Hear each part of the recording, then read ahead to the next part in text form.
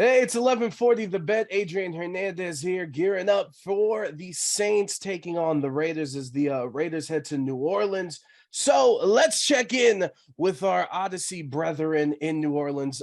Sports digital producer for Audacy Sports and WWL, and the host of the Audacy original podcast, Inside Black and Gold. Jeff Nowak joins us. Jeff, how are you doing? How's everything going? I'm doing good. I'm doing good. Just ran back from this facility to get on here. A lot of good stuff. Thank you for that. The Raiders get a full dose of the Red Rifle this weekend, so that's going to be the talk of the town for sure. It's and, no, 100%. And it's already the talk in this down around these parts. Yeah, and we'll get to Dennis Allen in that press conference that he had yesterday. But just from a big picture wise, as we're now, we're past the small sample size, like we're in the thick of the season right here in the middle, where things are actually how they're going to go. But I'd like to know, and I think a lot of Raiders fans too, for you, as the whole season so far, what's been the biggest storyline for the team? For the Saints? Yeah. It has been, the way the team puts it is shooting themselves in the foot. But at this point, there's no foot left to be shot. I mean, they have shot themselves in the foot so many times. It's just like, stumps at this point. Like, you cannot hurt yourself more than this team has managed to do through 7 games. And, it's one of those things where you kind of keep looking at it like, wow, if they could just clean some of that up, then they win games. But at a certain point, that's just who you are as a team.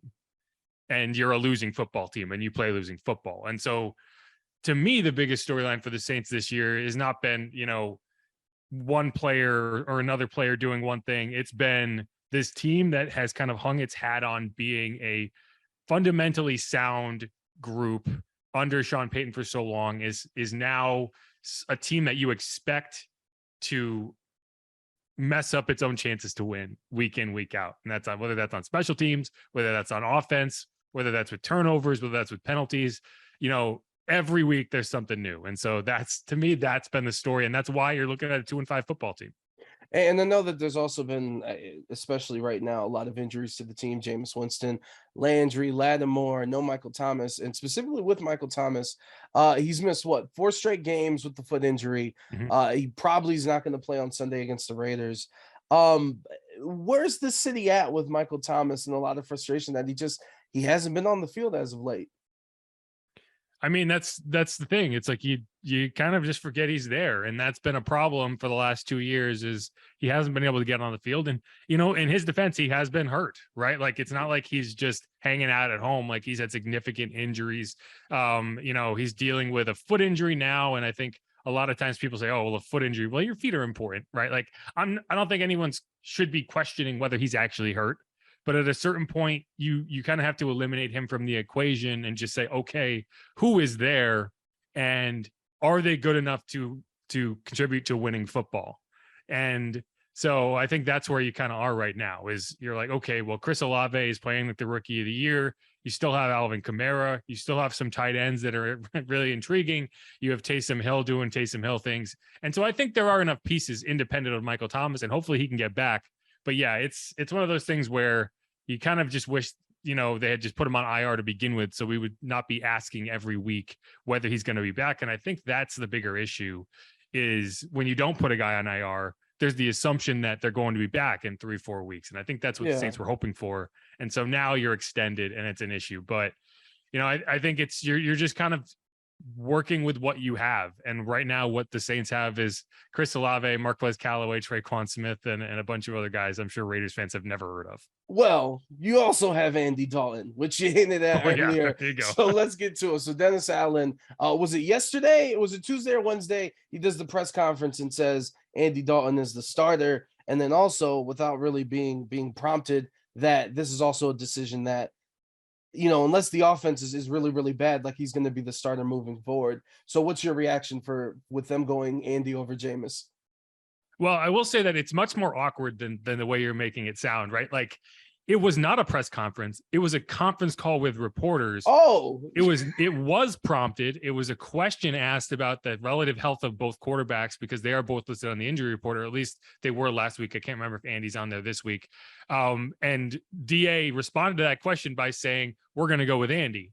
And so we clarified, we followed up and was like, okay, well, does that mean that Jameis isn't healthy. He said, no, both guys are healthy. We're sticking with Andy because we like how the offense is working with him in there. And so we talked to Andy Dalton today, and it sure sounds like that's how he found out that he's the starting quarterback going forward. That seems great. That conference call comment that filtered back to him, because it did not sound like he had been told that, which, you know, you kind of go down the line there. It's like, well, if that's, he doesn't know about it, odds are Jameis didn't know about it. And so you start to get into awkward situations there. And, you know, it's a first year head coach in this kind of a second stint. And you wonder, you know, if things are kind of going awry, but from a game management perspective, I think it does make sense when, based on what you know about Dennis Allen, right? Dennis Allen is a defensive head coach. He is a defense first guy. If this was Sean Payton, it might have skewed the other direction. But I think what you have in DA is a guy who's looking at, okay, we're averaging 30 points a game, and it's the defense that needs to get better. And I need to focus on getting this defense where it needs to go.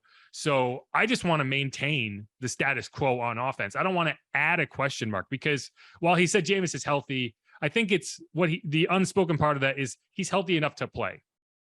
Jameis had a significant back injury that he tried to play through. He had a significant foot injury that he tried to play through.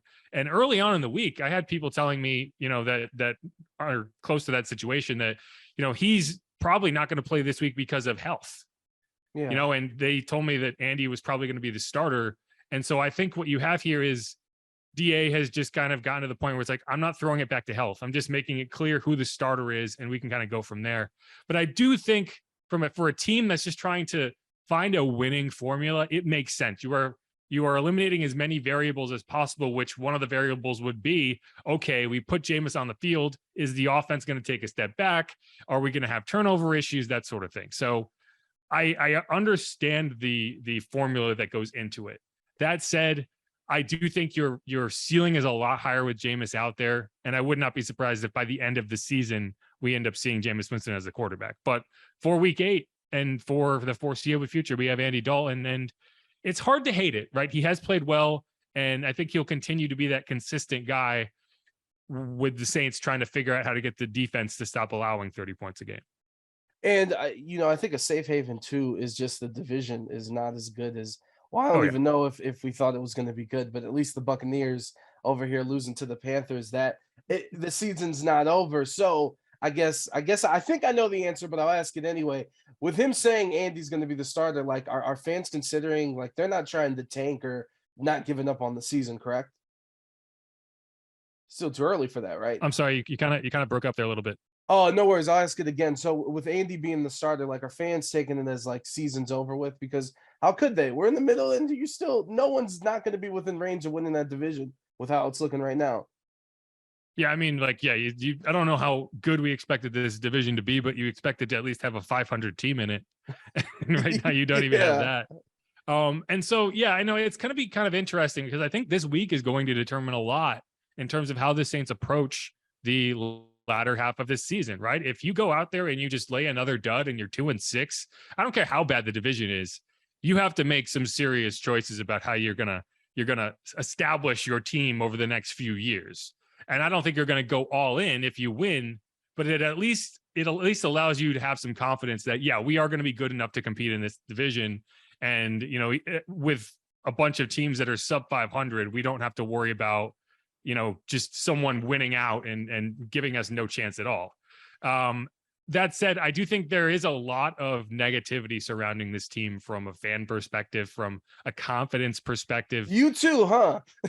Yeah. And so it's like winning changes a lot, right? If they go out and they win a game and then suddenly kind of see the vision, the defense has been the biggest letdown this season. Like, we can talk about Andy Dalton and Jameis Winston all we want. We can talk about Michael Thomas and Jarvis Landry not being there. The offense has put up 30 points a game the last 4 weeks. Like, the offense has outperformed what you could have expected. But this title caliber defense, quote unquote, title caliber defense that we came into the season thinking, okay, the reason that you are not trying to rebuild this right now is because you feel like this defense is good enough to win a Super Bowl. And that group has been anything but. It hasn't been able to stop the run. It hasn't been able to limit explosive plays. It hasn't been able to stop and clamp down and get the ball back for the offense when it needs to. And I just don't know. So if you can't figure out that side of the ball, then it doesn't really matter what you do on offense. And I think that's where a lot of the hopelessness is coming in at this point for the Saints. No, I think for both teams, this is like you said, decisions are going to be made after this game. Jeff Nowak joining us, host of the Audacy Original Inside the Black and Gold podcast, getting you ready for the Saints and Raiders on Sunday. So, final question, it's prediction time, Jeff. It seems like this is a very important game for both teams. How do you think it's going to plan out? Well, I've been waiting for the kind of get right performance for the last 3 weeks, and I've been wrong every time. Even against the Seahawks, they won, and it was like, man, this defense really just laid an egg against Geno Smith, who, in hindsight, Geno Smith is like one of the top 10 quarterbacks in the NFL this year. So maybe, I give him a little more credit than they deserve there. But, I think that the Saints will get it right in this game. I defense is tired of hearing about how it's getting walked over. The real question is, what is the depth at cornerback? Because it doesn't sound like Marshawn Lattimore is going to play. So you're hoping to get Paulson Adebo back, and you'll have Ricky Alante Taylor out there probably dealing with Devontae Adams. He did a good job against DeAndre Hopkins last week. He might not play. Yeah, well, a lot of those guys are out with illnesses. Yeah. It's funny. I tweeted this yesterday. If go back a couple of years, and that's front page news that 4 players on a team are out with illnesses. But it's 2022, and we're not saying the word now. But yeah, so I think the Saints find a way to win this game at home, because they don't have a choice, right? It's your back is against the wall. You're at home. You got to go do it. And I think that this group is going to find a way. There it is. Jeff Nowak joining us. Jeff, thank you so much. If you want, real quick, just let people know where they can find the podcast, where they can find you on socials, if they want to keep up with the Saints and all the coverage you got. Yeah, if you want to go behind enemy lines and figure out what I'm ranting about, it's at Jeff_Nowak on Twitter. You can check out, the latest stories at WWL.com. And it's Inside Black and Gold. It's an ampersand, if you feel like typing that in. It's shift 7 on your keyboard. Classic. You can get it makes that. your email classier when you have that in there. Yes, I love it. It sure does. You can get that anywhere you get your podcast, the Audacy app, Apple Podcast, Spotify, all that good stuff. It's myself and Steve Geller, who's our sideline reporter, and we're having a good time with it. So we're about literally going to record the tomorrow's episode once I get off this. So there it is. Well, we'll let you get to it. Jeff Nowak joining us. Our Raiders coverage continues here on 1140 The Bet.